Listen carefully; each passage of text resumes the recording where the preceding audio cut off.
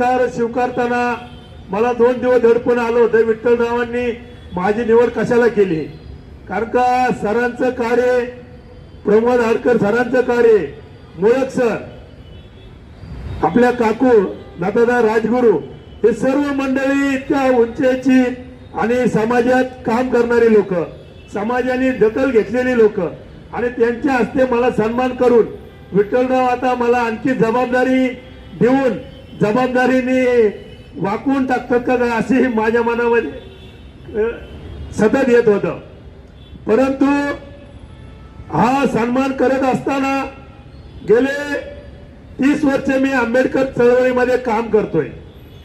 मी काम करत असताना कधी दिखावपणा किंवा चमकोपणा केलेला नाही. मी ज्या माणसांना, ज्या घटकाला गरज वाटेल, ज्या माणसाला